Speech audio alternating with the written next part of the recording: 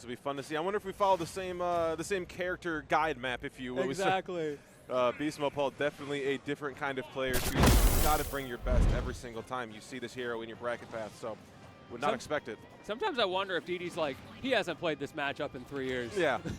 See if I can catch him off guard for the one time. He's not going to know. He's played a lot of Steve. I know that much. So even though I do think DDee's best character is probably the Steve, and of course his strongest character matchups-wise, there is some reason possibly to try to catch someone not knowing what's up.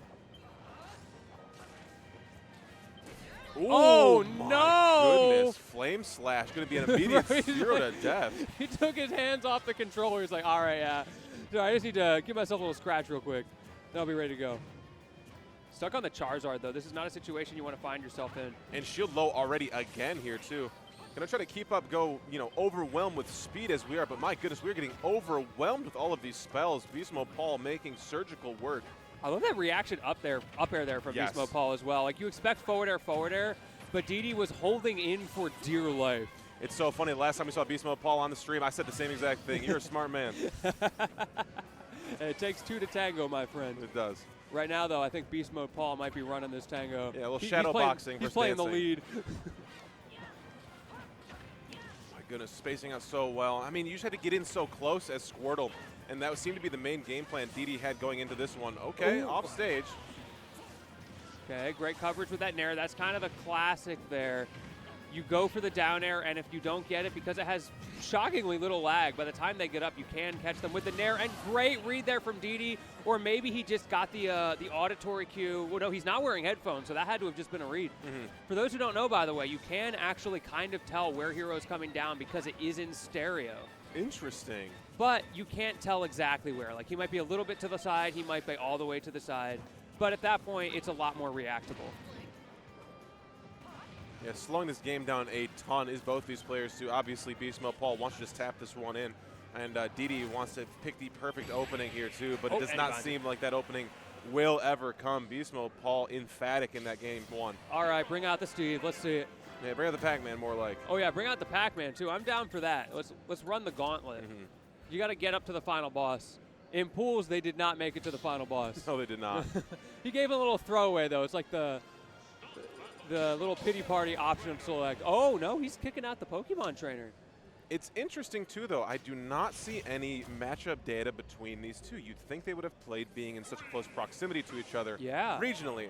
But, I mean, I guess that's what MomoCon does. It brings out the best of America's. Again, this is like a true American major. Such of the best talents you can find in the States, Mexico, and Canada make their way here. Absolutely. Beast Mode immediately getting that Accelerottle, such a strong tool in his arsenal. That's the one time that Squirtle really can't win the boxing war. Oh yeah, letting the spells fly there too, just fainting on that menu, but DDee, this is already such an improvement from that game one opening. That time DDee does get it wrong there, confirming that he does not in fact have the hacks installed this time. We'll get the SD card for the next game, don't you worry. Forces that shield up there too. Getting knocked off stage would have been bad there. Got to wait out this Accelerottle. Great spacing there from DDee, holding in, managing to get past. And I love that throw. I thought for sure he was going to go for an up tilt or an up air. We're fine. Oh no, we're not fine. We're not fine. We are certifiably not fine, everybody. That's a bit of an SD there from DDee. Up and over, looking for a jump out of shield there is DDee. Sticking out on that Ivysaur. I think Ivysaur is a decent place to be right now. You could switch to the Charizard and try to get that early kill, but the challenge is if you do, there's potential that you're going to get grabbed, and as soon as you get grabbed, now you're stuck as a big body against a bunch of spells in the corner. Ooh, really good nair there. She's sitting so high up into the top blast zone. Bro, it's not even July yet, and we see Christmas coming out from BeastModePaul. Right, fireworks are flying across small battlefield. All right, Katy Perry, let's see what you got.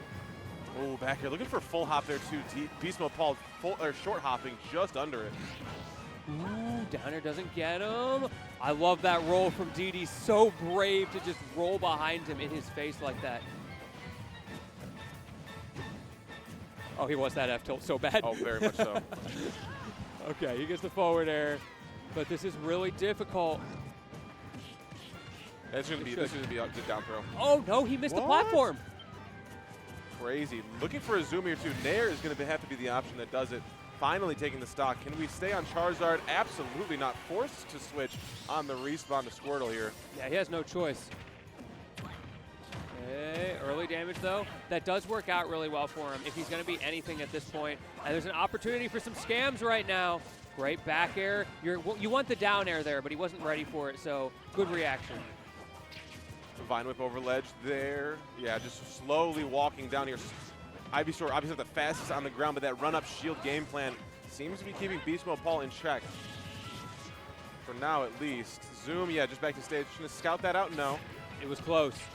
He managed to get the reset on, and of course, Beast Mode was active there, so he could have done something defensive, chose not to, possibly paying the price right now as another down air attempt comes out from DDee, but again, no dice. Okay, I really like that from Paul. I think what you're doing there is, Paul, is he's not actually trying to hit him with the insta-kill.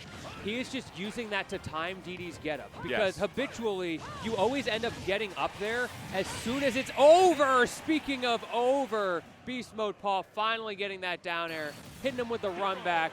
Let's go again. Maybe something different will happen this time.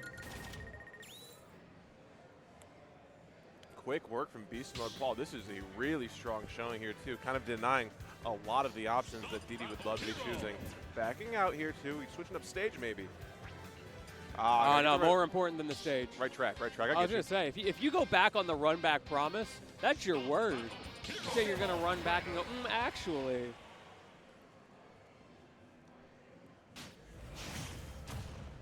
In this potential final game of winner's side life here, DDee sticks on to the Pokemon trainer. I have to respect it.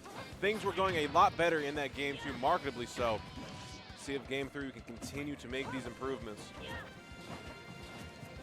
Yeah, I do think that this is not such a bad situation for DDee. BeastModePaul playing very well, and I mean, when you take two like that, you expect the third will likely come. But DDee has a very clear win con that he's been slowly adapting to, figuring out, so you cannot count him out.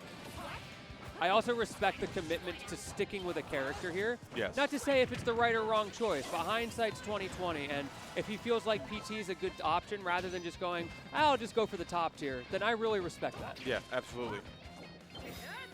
Ooh, really good double jump to get over all that nonsense happening in the middle of the stage. Hey, you don't see the Crackle Slash coming out a lot in neutral from Paul either, so that was interesting to see. That was super sick. There was a amazing single hit forward air, amazing stuff. I really liked what we did there on that stock as DDee. Yeah, he managed to close it out a little bit later. Almost got it sooner, but BeastModePaul played good defense against that great offense, not giving up the air dodges, not giving up the jumps. So he was allowed to live that little bit longer, and that means he's allowed to even up the stocks.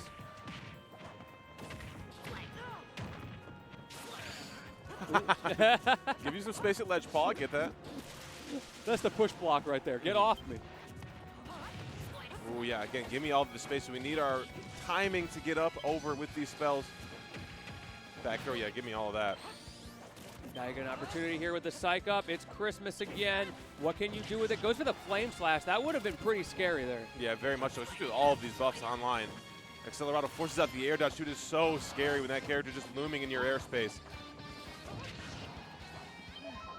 Heal, yeah, we will take it. Man is looking pretty low though here for Paul. This is going to be a big point of emphasis to kind of take a stock from. We got him in the corner. This is where you thrive. But as Squirtle, a lot less you can do, and he didn't want to switch to Ivysaur and lose the tempo. So I understand why you pick that iffy situation. Now, of course, the Ivysaur is online, so we're going to be going back to looking for those edge guards. Oh, single hit, back air one. Really good Vine Whip up top. Again, another really good stock. This back air one has been doing really good stuff converting these ground to air situations. I'm really enjoying DDee's Ivysaur. I feel like that is where he's thriving in the matchup. The Squirtle, of course, gets those early combos, but after that, it feels like a bit of a lame duck. Ooh, speaking of lame duck right there, to force out to the Charizard as Ivysaur was stuck in paralysis, dead to the back air. We are evened at one stock apiece. BeastModePaul is fighting back. DDee did such a good job in the early game, but this is that BMP difference, and now with the bounce online as well against the Squirtle, this is a little bit annoying to deal with. Oh, uh-oh. Yeah, really good maneuverability in the air from DDee to avoid that double forward air. Could have been certain death.